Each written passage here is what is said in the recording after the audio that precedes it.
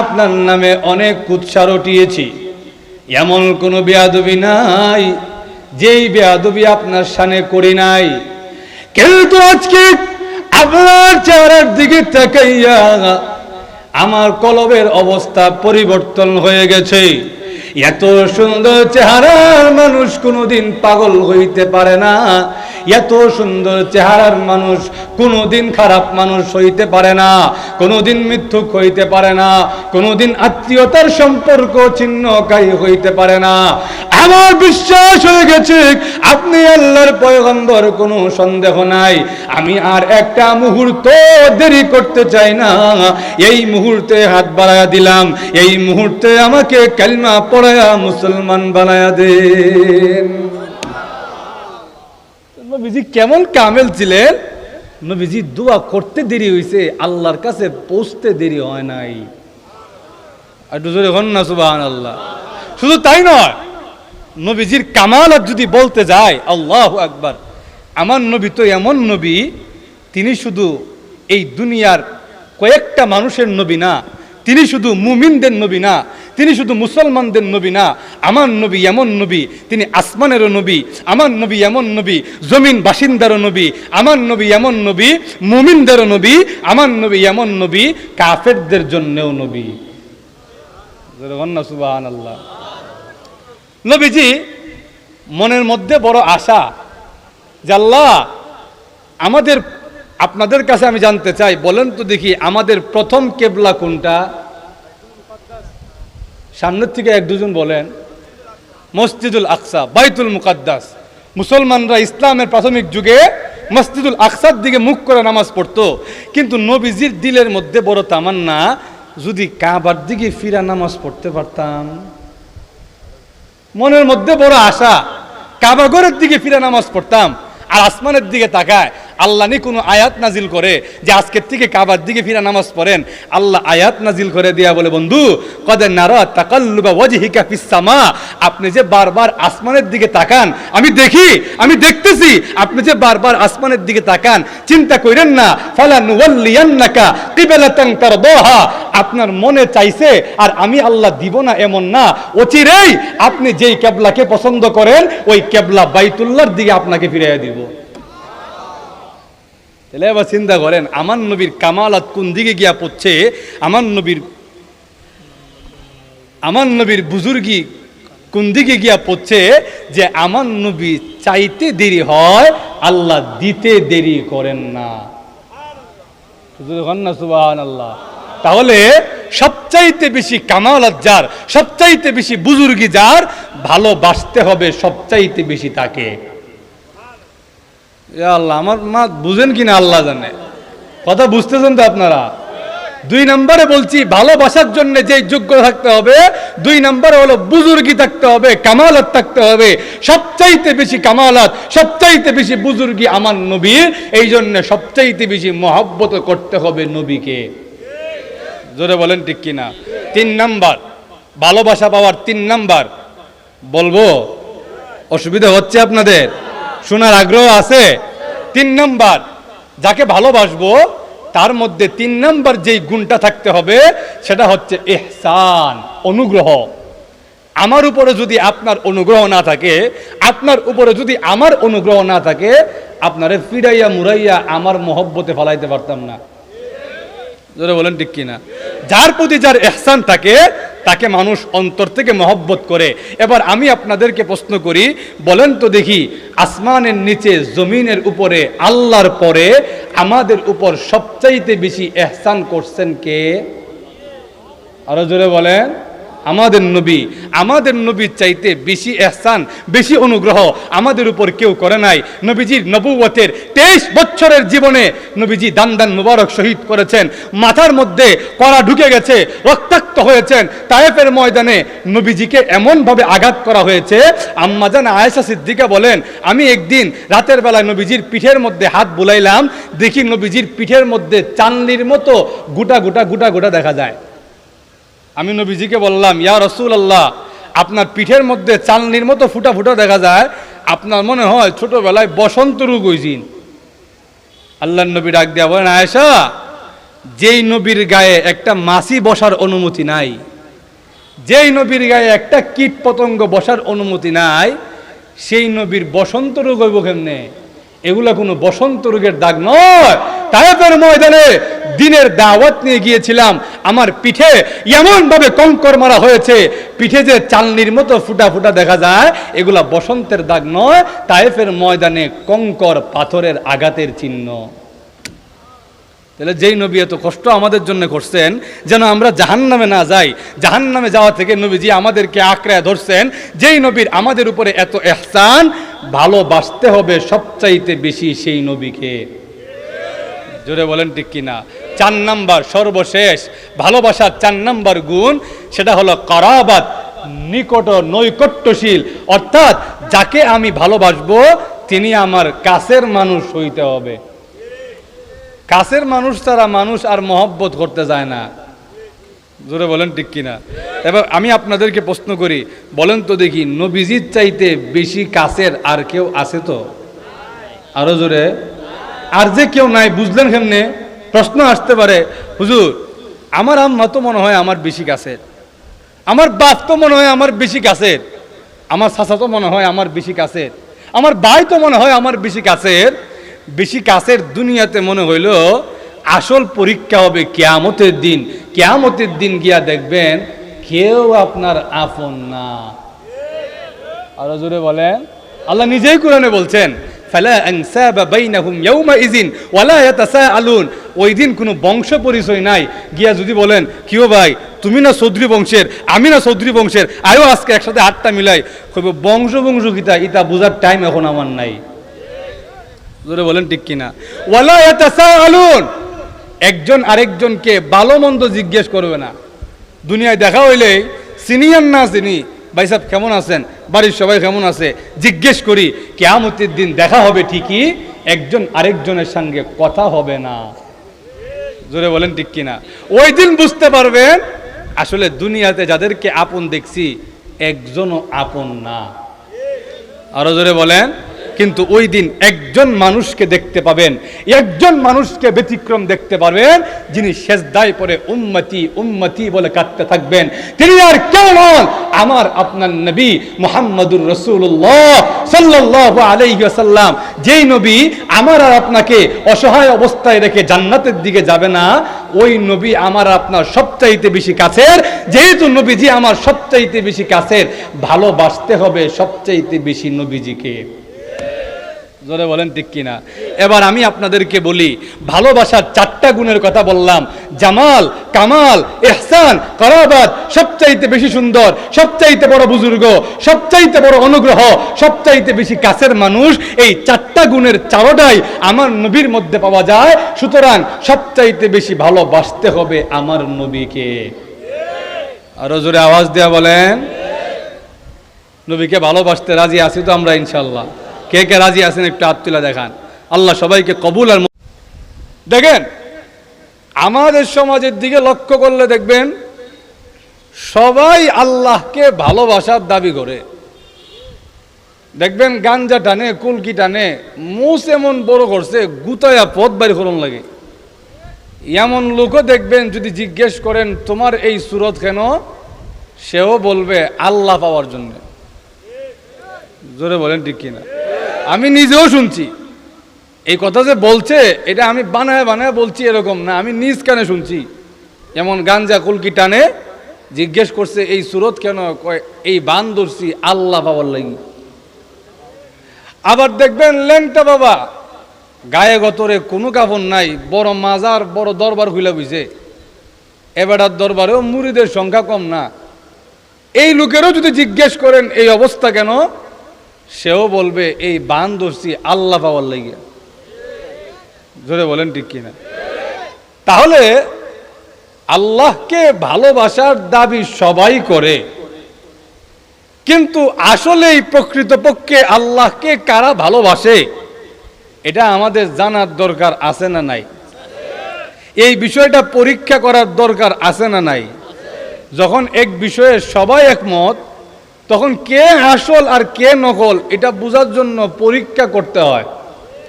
তাহলে আল্লাহর ভালোবাসার দাবিতে সবাই একমত, আমার আগে মাধবপুরী হুজুর দামাত বারাকাতু হুজুরের বয়ানেও হুজুর বলছেন, আবু জাহেল, আবুল আহাব, উতবা, সাইবা, ওয়ালিদ ইবনে মুগিরা এরাও আল্লাহরে মহব্বত করত। আল্লাহ বুঝাইতে পারি নাই মনে হয়। এরা আল্লাহ বিশ্বাস করত, কাবাঘর বানাইছে। আবু সুফিয়ান রাদিয়াল্লাহু তাআলা যখন ইসলাম ধর্ম গ্রহণ করেন নাই, তখনও তিনি মুসলমান হন নাই। তিনি কাব ইবনে আশরাফ, ইহুদিদের বড় নেতা, কাব ইবনে আশরাফের কাছে গিয়া বলে, মুহাম্মদ এক নতুন ধর্ম নিয়ে আসছে, কি কয় আগা মাথা কিচ্ছু বুঝি না, কিন্তু এতটুকু বুঝি এর কথার দ্বারা বাপ ছেলের থেকে আলাদা হয়, ছেলে বাপ থেকে আলাদা হয়। সমাজের মানুষ বিচ্ছিন্ন হয়ে যাচ্ছে। আর আমাদের দিকে তাকায় দেখেন, আমরা আল্লাহকে ভালোবাসি, আল্লাহর ঘরের মেহমানদারি করি, আল্লাহর ঘরে যেই মেহমানরা আসে এই মেহমানদের খাবার খাওয়াই, আমরা আল্লাহর ঘরে উমরা করি। বলেন তো দেখি এবার কে ভালো, আমরা ভালো না মুহাম্মদ ভালো? ইহুদি কাব ইবনে আশরাফ কয়, তোমাদের বান যে অবস্থা দেখছি এতে বোঝা যায় মুহাম্মদের চাইতে তোমরা বেশি ভালো। নাউজুবিল্লাহ কইতেন না? তাহলে বোঝা যায় কাফেররাও আল্লাহকে ভালোবাসতো, আল্লাহর ঘরকে ভালোবাসতো। মুসলমানরাও দাবি করে আমরা আল্লাহকে ভালোবাসি। এখন সকলেই এক দাবিতে এক। তাহলে কে আসল আর কে নকল এটা বোঝার জন্য পরীক্ষা করার দরকার আছে না নাই? আরো জোরে বলেন। পরীক্ষা করার সিস্টেম কি? আল্লাহ বলেন, অগণবিজি পরীক্ষা করার সিস্টেম আমি আল্লাহ নিজে বলে দেই, আপনি বলে দেন ফাত্তাবিউনি। যদি কেউ আল্লাহকে ভালোবাসার দাবি করে তাহলে তাকে পরীক্ষা দিয়া 5 মার্ক পাইতে হবে। পরীক্ষাটা কি? ফাত্তাবিউনি, আমি রসুলের অনুকরণ করতে হবে। যার ভিতরে রসুলের অনুকরণ নাই, যার ভিতরে রসুলের সিরাতের আদর্শ নাই, এই লোক আল্লাহকে ভালোবাসার দাবি করলে এটা দাবি করতে পারবে, আসলে ভণ্ড ছাড়া কিছু হবে না। তাহলে আমরা বুঝলাম আল্লাহকে ভালোবাসতে হলে আমাকে পরীক্ষা দিতে হবে। সেই পরীক্ষা হলো রসুলের অনুকরণ। জোরে বলেন ঠিক কিনা? এখন অনুকরণ কাকে বলে এটা আমাদের বুঝতে হবে। অনুসরণ কি জিনিস, কোন জিনিসকে অনুসরণ বলে, এটা যদি আমরা না বুঝি তাহলে তো আসলে খাঁটি অনুসরণ করতে পারবো না। জোরে বলেন ঠিক কিনা? অনুসরণ কাকে বলে? অনুসরণের 1 নম্বর অর্থ হলো, যেই ব্যক্তিকে আমি অনুকরণ করব তাকে আমার মন থেকে মহব্বত করতে হবে। আর একটু জোরে বলেন। যদি মন থেকে মহব্বত না করেন, উপরে খালি দেখেন না একটা ভাব আছে, এটাকে আসলে অনুকরণ বলা যায় না। আমাদের সমাজে এমন অনেক চিত্র আছে, দেখবেন নেতার সামনে 5 হাত লম্বা সালাম, নেতা যেই মাত্র সামনে থেকে যাইব নেতার বাপ মা তুল্লা গালি দিতেও ইতস্তত বোধ করে না। এমন দেখেন না আপনারা? দেখবেন নেতার সামনে বড় সালাম, কিন্তু যেই মাত্র নেতা গেছে এবার দেখবেন নেতার সামনে নেতার নামে এমন গালি শুরু করছে, গালির কারণে এখানে বসবার মতন উপায় নাই। তাহলে এই যে অনুকরণ, এটাকে আসল অনুকরণ বলা যায় না। কেন? কারণ সে অন্তর থেকে মহব্বত করতে পারে নাই। জোরে বলেন ঠিক কিনা? আর অনুকরণ যে করবেন, মহব্বত যে করবেন, এই মহব্বত দিল থেকে অন্তর দিয়ে করতে হবে।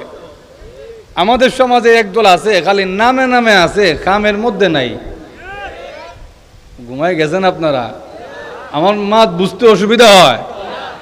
দেখবেন নামে আছে, নামে মহব্বত হয় না, কামে মহব্বতে প্রমাণ করতে হয়। নামে তো এমন অনেক 2 নাম্বারই করণ যায়, বাটপারি করণ যায়, নামে 2 নাম্বারই করার সুযোগ থাকে। উদাহরণ দিলে আপনারা বুঝবেন। আমার আব্বাজান রহমতুল্লাহ আলাইহি এই উদাহরণটা বেশি দিতেন। কি উদাহরণ? এক মহিলা, বৃদ্ধা মহিলার জামাইও নাই, ছেলে সন্তানও নাই, নিজেকে দেখাশোনা করবে এমন কোনো পুরুষ মানুষ নাই। এর উপরে মহিলার কপালে জুটটা বইছে এক নাতিন। তাহলে ঘরের মধ্যে 2 জন মহিলা, এক বৃদ্ধা মহিলা আর বৃদ্ধা মহিলার নাতিন, কোনো পুরুষ নাই, দেখাশোনা করবারও কোনো উপায় নাই। এলাকার এক লম্পট বাটপার, সে চিন্তা করছে বৃদ্ধা মহিলার নাতনিটারে কেমনে বাগায় নিতাম, ডাইরেক্ট গিয়া তো কইতে পারি না, আর আমার কাছে বিয়েও দিত না। এখন কি করা যায়? কয়েক কাম করি, নামের 2 নম্বরই করি। কিটা করি? নামের 2 নম্বরই করি। কেমনে? মহিলার কাছে গিয়া কয়, দাদি আপনার তো অনেক কষ্ট হয়, কোনো পুরুষ মানুষ নাই, বাজার সদাই করতে পারেন না, দেখাশোনাও করার কেউ নাই, এক কাজ করেন, আমারে আপনার বাড়িতে রাইখা লাইন, আপনার বাজার সদাই করন, চালটা ভাঙ্গায় দেন, ডালটা ভাঙ্গায় দেন, আরো যা যা আনুষঙ্গিক কাজ আছে সব আমি করে দিব মনে, 2 বেলা খাওন দিল হইব, আর থাকার জায়গা দিল হইব, আর কিচ্ছু করণ লাগবে না। মহিলাও চিন্তা করে দেখলো খারাপ না, কারণ আমারও দেখা যায় পুরুষ মানুষ নাই, একটা বাড়ির কাম করতে পারি না, এরা রাখা দিই 2 বেলা খাবার খাইবো, আমার ঘরে যেহেতু খালি জায়গা আছে থাকবো, সমস্যা নাই। ছেলেটাও কাজকর্ম করে বাড়িতে থাকে, এর কিন্তু ভিতরে ভিতরে মতলব খারাপ। এর মতলব কিন্তু আসলে মহিলার কাজ করে দেওয়া না, মহিলার নাতিনরে বাগায় লয়ে যাওয়া। জোরে বলেন ঠিক কিনা? একদিন কথার কথায় মহিলা জিজ্ঞেস করে, অনেক দিন তো আসো এখানে, তোমার নামটা তো এখনো জানলাম না, তোমার নাম কি? হে ওইটা কয়, আমার নাম নাতিন জামাই। নাম কি? নাতিন জামাই। তো যাক, নাতিন জামাই ভালো, মহিলাও নাতিন জামাই ডাকে। নাতিন জামাই চালটা ভাঙ্গাই দাও, নাতিন জামাই গরুটার ধোয়াই দাও, নাতিন জামাই ডালটা ভাঙ্গাই আনো, নাতিন জামাই ধানটা মুড়াই আনো। তো এলাকাবাসীও শুনে নাতিন জামাই, এলাকাবাসীও মনে করছে মহিলা বুঝি নাতিন রে বিয়া দিয়া জামাই রে গড় জামাই রে খেলেছে। একদিন করছে কি, এই ছেলে থাকতে থাকতে থাকতে থাকতে নাতিনের লগে বাপ জমায়া একদিন রাত্রেবেলা নাতিন রে বেগে গেছে কি। এখন সকালবেলা বুড়ি উঠানে বইয়া মাথার চুল ধরে টানে আর কয়, ও কে কই আসো গো, আমার নাতিন জামাই নাতিন রে লয়ে গেছি কি। যখন এমনি চিল্লায়, মানুষ ওনার কথায় কান দেয় না, তো বুড়ি কি কয় না কয়, নাতিন জামাই নাতিন নিজে তো খিতে হয়েছে, খান্দার খিতে আছে। তো বুড়ি চিল্লা চিল্লি করে, একসময় মানুষ সহ্য করতে না পারে এক লোক আইসা কয়, এই বুড়ির ঘরে বুড়ি, নাতিন জামাই নাতিন রে নিত নাকি তোরে নিত নি? জোরে বলেন ঠিক কিনা? নাতিন জামাই তো নাতিন রে নিবে। বুড়ি উঠটা কয়, ও এটা তো আসল নাতিন জামাই না, এটা নাতিন জামাইয়ের বান দইরা, নামের বান দইরা আমার নাতিন জামাই বাগায়া লয়ে গেছি কি। জোরে বলেন ঠিক কিনা? ঠিক তেমনি ভাবে আমাদের সমাজেও একদল লোক আছে, নামের বাহানা ধরে, নামের ভান ধরে, আসলে তাদের মাঝে রাসূলের ইত্তেবা নাই, রাসূলের সুন্নতের বংশ নাই। এই লোকগুলো তলে তলে আমাদের ঈমান হরণের চেষ্টা করতেছে। যাক, ওইদিকে গেলে লম্বা হয়ে যাবে। আমি যে কথাটা বুঝাইতে চাই, রাসূলের অনুসরণ করতে হবে। অনুসরণ করার অর্থ কি? 1 নম্বর অর্থ বলেছি, যাকে অনুসরণ করতে হবে, যাকে অনুসরণ করব, তাকে অন্তর থেকে মহব্বত করতে হবে। জোরে বলেন ঠিক কিনা? পূর্ণাঙ্গ মহব্বত ছাড়া, অন্তরের মহব্বত ছাড়া কাউকে পূর্ণাঙ্গ অনুসরণ করা যায়? আরো জোরে। এবার আসেন, মহব্বত কারে করব? রাসূল সাল্লাল্লাহু আলাইহি ওয়াসাল্লামকে মহব্বত করতে হবে। নবীজিকে কেমন মহব্বত করব? আল্লাহ রসুল বলেন, লা ইউমিনু আহাদুকুম হাত্তা আকুনা আহাব্বা ইলাইহি মিন ওয়ালিদিহি ওয়া ওয়ালাদিহি ওয়ান নাসি আজমাইন। তোমাদের কেউ ততক্ষণ পর্যন্ত ঈমানদার হবে না, মুমিন হবে না, যতক্ষণ না পর্যন্ত আমি রসুলকে তার নিজের চাইতে, তার বাবার চাইতে, তার মায়ের চাইতে, তার সন্তানের চাইতে, নিজের জানের চাইতেও বেশি মহব্বত না করবে। তাহলে অনুসরণ যদি নবীজিকে করতে হয়, ভালোবাসতে হবে সবচাইতে বেশি। আমার কথা বুঝেন কিনা আল্লাহ জানে। তাহলে একটু আওয়াজ দিয়ে বলেন, অনুসরণ যদি নবীজিকে করতে হয়, ভালোবাসতেও হবে সবচাইতে। আরো জোরে। এখন আপনাদের কাছে আমার প্রশ্ন, নবীজিকে সবচাইতে বেশি ভালোবাসতে হবে কেন? নবীজি যে বললেন, আমাকে তোমার নিজের জানের চাইতে, সকল মানুষের চাইতে, তোমার বাপের চাইতে, তোমার মায়ের চাইতে, তোমার সন্তানের চাইতেও আমি রসুলকে বেশি মহব্বত করতে হবে, আর নাইলে তুমি পরিপূর্ণ ঈমানদার হতে পারবে না। এখন প্রশ্ন হলো, নবীজিকে সবার চাইতে বেশি ভালোবাসতে হবে কেন? প্রশ্ন বুঝাইতে পারছি কিনা আল্লাহই জানে। এবার উত্তর হলো, ভালোবাসা, পূর্ণাঙ্গ ভালোবাসা পায় যেই ব্যক্তি তার মধ্যে 4টা গুণ পাওয়া লাগে। জোরে বলেন কয়টা গুণ? 4টা। 4টা গুণ যার মধ্যে পূর্ণাঙ্গ রূপে পাওয়া যায় না, তাকে পূর্ণাঙ্গ মহব্বত করা যায় না। 1 নাম্বার, 4টা গুণের মধ্যে 1 নাম্বার জামাল। 1 নাম্বার হলো, যাকে আমি মহব্বত করব, যাকে আমি সবচাইতে বেশি মহব্বত করব, তাকে সুন্দরও হইতে হবে সবচাইতে বেশি। জোরে বলেন ঠিক কিনা? যেই লোকের দেখা যায় এইদিকে মুখ দিয়ে লালা পড়ে, আল্লাহ আল্লাহ খিতা জান এদিকে পড়ে, এই লোকের দেখলেই তো দূর থেকে চলে যেতে মন চাইবে। ভালোবাসা তো বহুত দূরের কথা। জোরে বলেন ঠিক কিনা? তাহলে মহব্বত আমি যাকে করব, আমার ভালোবাসা যিনি পাওয়ার যোগ্য, তাকে 1 নাম্বার গুণ হইতে হবে, তাকে সবচাইতে বেশি সুন্দর হইতে হবে। জোরে বলেন ঠিক কিনা? এখন আমি আপনাদের কাছে প্রশ্ন করি, আল্লাহর নবীর চাইতে বেশি সুন্দর পৃথিবীতে কেউ ছিল? আরো জোরে। এখন কেউ আছে? কিয়ামত পর্যন্ত কেউ আসবে? আরো জোরে বলেন। আল্লাহর নবী কেমন সুন্দর ছিলেন? আল্লাহর নবী বিশ্ব নবী রাহমাতুল আলামিন, নবীজি চেহারা কেমন সুন্দর ছিল, দৈহিক গঠন কেমন সুন্দর ছিল।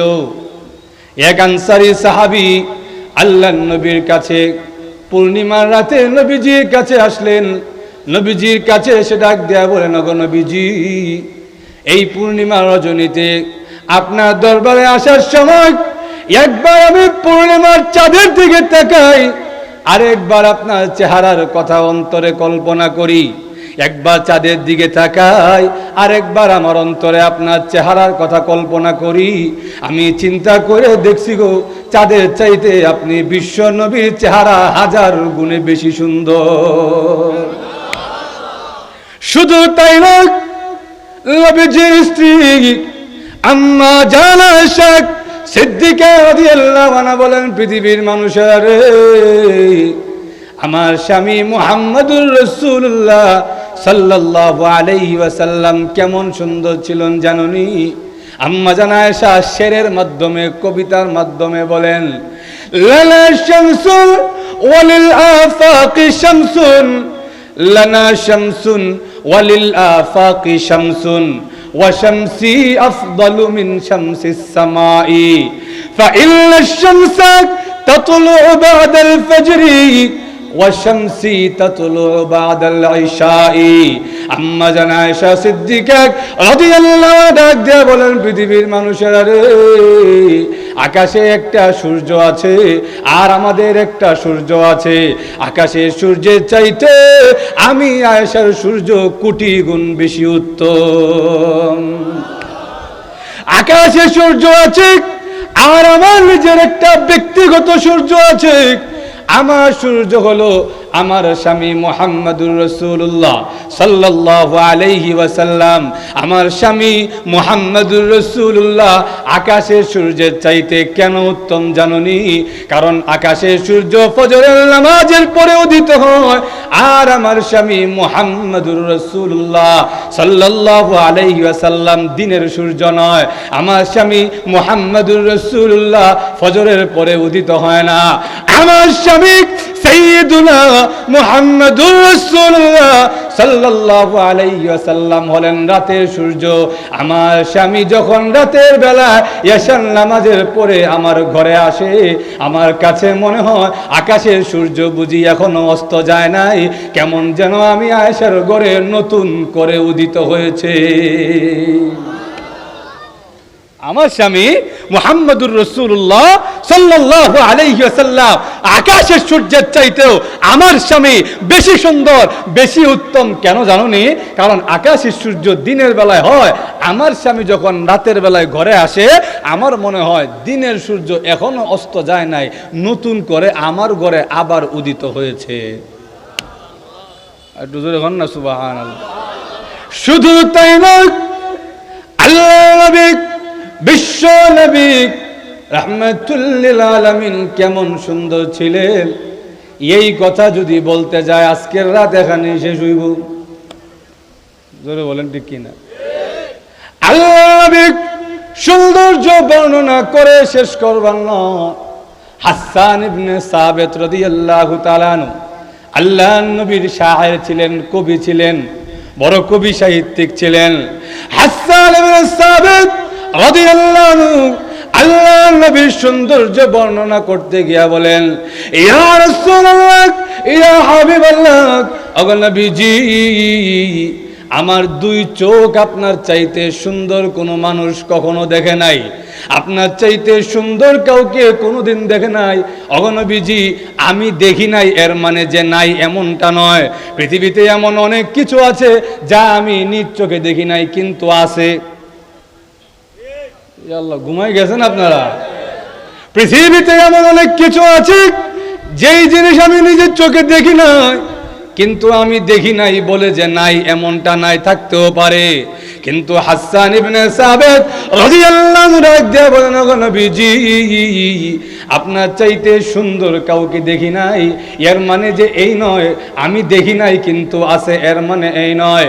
ওয়া আজমালু মিনকা লাম তালিদিন নিসা, আপনার চাইতে সুন্দর কোন মানুষ, কোন নারী কখনো জন্মই দেয় নাই। ইয়া রাসূলুল্লাহ, ইয়া হাবিবাল্লাহ, আপনি কেমন সুন্দর জানেননি? খুলিকতা মুবাররাআম মিন কুল্লি আইবিন, আল্লাহ তাআলা আপনাকে সকল দোষ থেকে আপনাকে মুক্ত করে সৃষ্টি করেছে। পৃথিবীতে দেখা যায় যত সুন্দরী হোক না কেন, কোনো না কোনো দোষ তার মধ্যে থাকেই। আর একটু জোরে বলেন। কিন্তু আল্লাহ নবী, বিশ্ব নবী রাহমাতুল লিল আলামিনকে এমন ভাবে আল্লাহ সৃষ্টি করেছেন, ওনার মধ্যে দৈহিক গঠনের মধ্যে কোনো দোষ খুঁজে পাওয়া যাবে না, কোনো ত্রুটি খুঁজে পাওয়া যাবে না। কাআন্নাকা খুলিকতা কামা তাশা। হাসান ইবনে সাবিত রাদিয়াল্লাহু আনহু বলেন, আল্লাহ আপনাকে এমন ভাবে সৃষ্টি করেছেন, কেমন যেন মনে হয় আপনি নবী যেমনটা চেয়েছেন মহান আল্লাহ তেমন করেই আপনাকে তৈরি করেছে। আপনি যেমনে চাইছেন কেমন যেন মনে হয় আল্লাহ আপনাকে এমনিই বানাইছে। একটু জোরে হন না সুবহানাল্লাহ। তাইলে নবীজির চাইতে সুন্দর কোনো মানুষ পৃথিবীতে ছিল না, এখনো নাই, কিয়ামত পর্যন্ত আসবে। আরো জোরে বলেন। তাইলে নবীজি যদি সবচাইতে বেশি সুন্দর হয়ে থাকে, তাহলে ভালোবাসতে হবে সবচাইতে বেশি নবীজিকে। আরো জোরে বলেন। গেল এক নাম্বার। দুই নাম্বার, যে ব্যক্তি ভালোবাসা পাওয়ার যোগ্য তার মধ্যে দুই নাম্বার যেই কোয়ালিটি, দুই নাম্বার যে সিফত, দুই নাম্বার যে গুণ থাকতে হবে, সেটা হলো কামাল। কামালের অর্থ কি? আমরা দেখবেন বাংলা ভাষায় বলি, লোকটা বহুত কামেল আসিন, এমন কথা বলি না যে লোকটা বড় কামেল মানুষ আসিন। এই কামেল দ্বারা উদ্দেশ্য কি? কামেল দ্বারা আমরা বুঝাইতে চাই লোকটা বড় বুজুর্গ মানুষ আসিন। জোরে বলেন ঠিক কিনা? এবার আমি আপনাদেরকে প্রশ্ন করি, আকাশের নিচে জমিনের উপরে আল্লাহর নবীর চাইতে বড় কোনো কামেল মানুষ আর আছে তো? আরো জোরে বলেন। নবীজি কেমন কামেল ছিলেন, নবীজি কেমন বুজুর্গ ছিলেন। আল্লাহ রাব্বুল আলামিন আমার নবীর মুখ থেকে কোনো দোয়া বের হইতো, আল্লাহ সেই দোয়া মাটিতে পড়তে দিতেন না। আল্লাহর কাছে নবীজির ইজ্জত আর সম্মান কত বেশি, নবীজি কারো জন্য দোয়া করতে দেরি, দোয়া পূরণ হইতে দেরি না। বুঝুর হন না সুবহানাল্লাহ। আর না হলে ওমর ইবনে খাত্তাব রাদিয়াল্লাহু আনহু, ইবনে মাজাতে আসছে, নবীজি দোয়া করছে, আল্লাহুম্মা আইজ্জাল ইসলামা বিউমর ইবনুল খাত্তাব। আল্লাহ, আপনি ওমর ইবনে খাত্তাবের দ্বারা ইসলামকে বিজয়ী করে দেন। ওমর ইবনে খাত্তাব রাদিয়াল্লাহু আনহু তখনও মুসলমান হন নাই, নাঙ্গা তলোয়ার নিয়ে নবীজিকে হত্যা করতে আসছিলেন। কিন্তু নবীজির দোয়ার অ্যাকশন এমন, নাঙ্গা তলোয়ার নিয়ে যেই লোক নবীজিকে হত্যা করতে আসে, দোয়ার বরকতে ইতিহাসের শ্রেষ্ঠ সাহাবীদের মধ্যে একজন হয়ে যায়। আর একটু জোরে হন না সুবহানাল্লাহ। হযরত আবু হুরায়রা রাদিয়াল্লাহু তাআলা আনহু, ওনার আম্মা বুখারী শরীফের মধ্যে আসছে, উনি নবীজির কাছে গিয়া বলে, ইয়া রাসূলুল্লাহ, আমার আম্মার কাছ থেকে ছুটতে আপনার দরবারে আসতে আমার বড় কষ্ট হয়। ওখানে আমার আম্মা আপনার বড় গোর বিরোধী, আর আমি কেন আপনার দরবারে আসি, এজন্য আমার বাড়ির জায়গা দিতে চায় না। আপনি একটু দোয়া করে দেন আমার আম্মার জন্যে, যেন আমার আম্মাকে আল্লাহ হেদায়াত দেয়া দেয়। নবীজি হাত তুললেন, আল্লাহুম্মা হদি উম্মা আবি হুরায়রা, আল্লাহ আপনি আবু হুরায়রার মাকে হেদায়াত দিয়া দেন। হাদিসের মধ্যে আসছে আবু হুরায়রা রাদিয়াল্লাহু তাআলা নবীজি দোয়া করতে দেরি হয়েছে, এমনি দেখে মজলিস ফেলায় দৌড় দিছে। আরেকজন তার পিছন টান না কয়, কিও তোমার মাল লেগে দোয়া করে, তুমি দৌড় দেখো যাও। আমি বাড়ির যা দেখতাম আমি আগে যাই না নবীজির দোয়া আগে গিয়া পৌঁছায়। আবু হুরায়রা রাদিয়াল্লাহু তাআলা দরজার কাছে গেছেন, গিয়া ঘরের দরজার মধ্যে যেই মাত্র কোরআন আনলেন, আওয়াজ দিলেন, দেখলেন ঘরের ভিতর থেকে পানির আওয়াজ শোনা যায়। আবু হুরায়রা রাদিয়াল্লাহু তাআলা বুঝতে পারলেন ওনার আম্মা গোসল করতেছেন, গোসলখানায় আছে।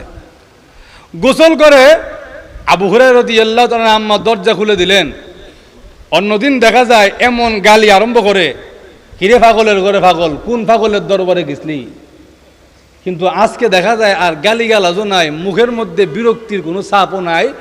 আজকে দেখা যায় জাদুমণি, সোনামণি, টুনটুমণি ডাইকা ডাইকা কয়, আবু হুরায়রা সকাল থেকে এই পর্যন্ত কোথায় ছিলে? আবু হুরায়রা কয়, মুখের ভাষা শুনে বোঝা যায় আমার আগে নবীজির দোয়া হিসাব উঠে গেছে। কি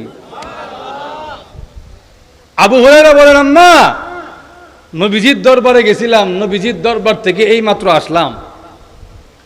আবু হুরায়রা আম্মা কয়, তুই যে প্রতিদিন মুহাম্মদ সাল্লাল্লাহু আলাইহি সাল্লামের দরবারে যাস, একদিন আমারে নিয়ে যাস না, দেখি মুহাম্মদের দরবারে কি আছে। আবু হুরায়রা কয়, আপনার মুখের ভাষা যে নরম হইছে, এটা এমনি হইছে না, নবীজির দোয়ার কারণে হইছে। জোরে বলেন না সুবহানাল্লাহ। কয়, আম্মা চলেন আজকে আপনারে নিয়ে যাই, নবীজি আছে, চলেন নবীজির দরবারে আপনাকে নিয়ে যাই। নবীজির দরবারে নিয়ে গেছে। নবীজির চেহারার দিকে তাকাইয়া আবু হুরায়রার আম্মা চোখের পানি ছেড়ে কান্দা আরম্ভ করছে। হুজুর আপনার নামে অনেক